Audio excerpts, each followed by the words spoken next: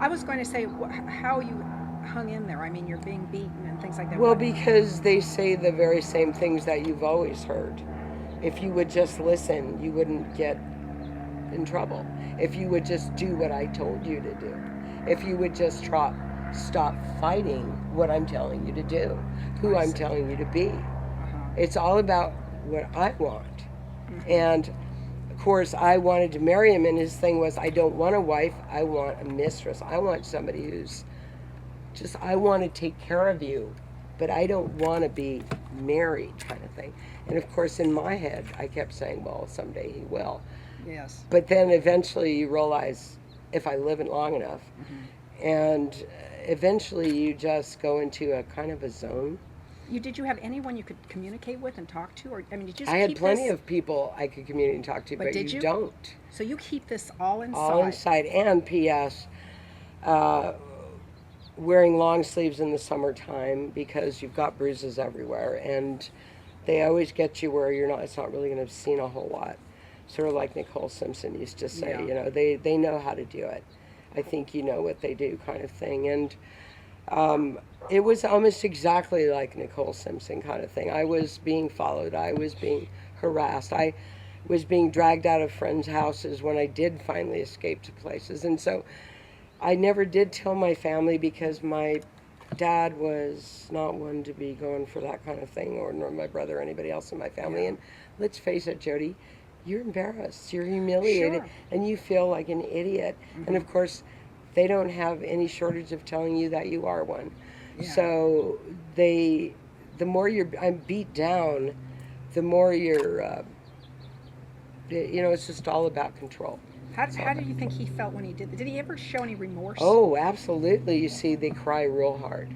Oh, they feel real Oh, horrible at they the feel time. really bad. They feel so bad. And I do believe they do feel Mm-hmm. bad for what they're capable of feeling bad about, because somebody who really loves you isn't going to ever beat you down in the first place. Right. So my experience is they don't really understand love. They don't know what love is. Mm-hmm.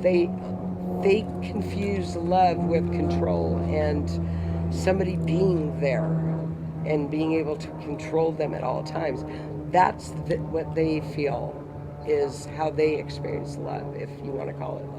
And he probably didn't have that in his childhood. Is that correct? He had not that in his childhood, no, because he came from a background where both of his parents were very extremely successful, and he was always off at boarding school or somewhere else.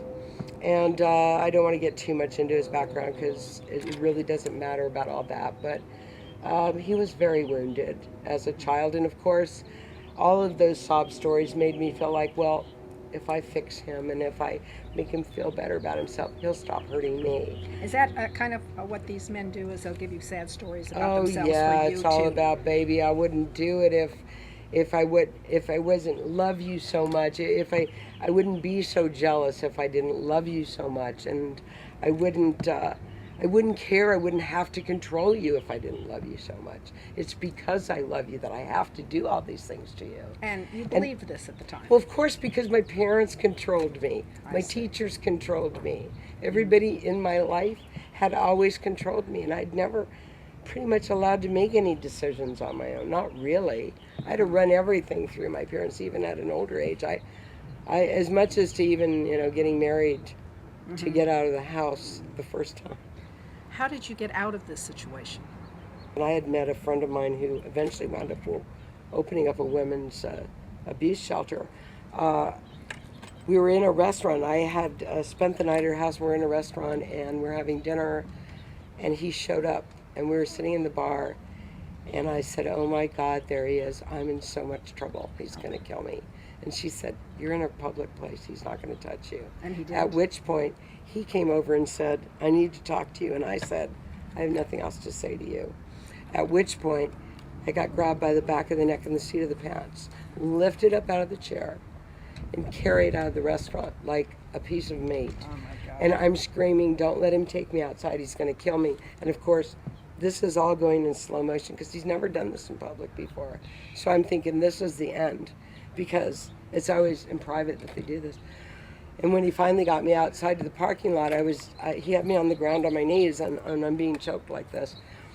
And these people were saying, leave her alone, leave her alone. And he's saying, if you come near me, I'm going to kill her right here. Oh my God. And as he's saying that and I'm blacking out, my friend's looking at me and she's crying, and I look up and back like this, and as I'm going back, I see some guy grabbed him from behind, put him in a headlock. I fall this way. I hear the police sirens coming because we're in the parking lot of this restaurant. And it's a Saturday night, and it's like 9 o'clock, right? And they pulled me off to a car. He made it on out of there, and that was pretty much that. What are the early signs that women should be aware of when they meet a man like that? Do not. I hate my mother is number one, because if the most important woman in their life, the one who brought them into the world, has brought hate out of them in an adult person to the point where you're going to have to pay for it, you better well listen when they say, I hate my mother. Now, did you try to get out of this relationship where he would stop you? Did you ever say, Oh, "I'm he out of stopped me, honey, every single time. And even to the point where when I first got into it, his ex-wife warned me. here?" Oh, she did. She did. She pulled me aside and she said he drove through a garage door with me and my kids in the car. He did this, he did that. And I thought, she's jealous. He told me about her. It's all her fault. He mistreated her because she was no good.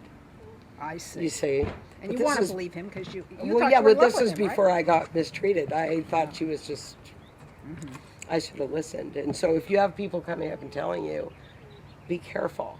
Even if it's his ex-wife, watch out. You want to warn people. The problem is that when you tell that person that, a lot of times they don't want to believe it and they just do Well, it. that's their choice. However, I would always put it out there just to say, you can do what you want with this information, but when you're raised up not to make a lot of decisions for yourself, you don't have a lot of red flags in your head that Right. go up.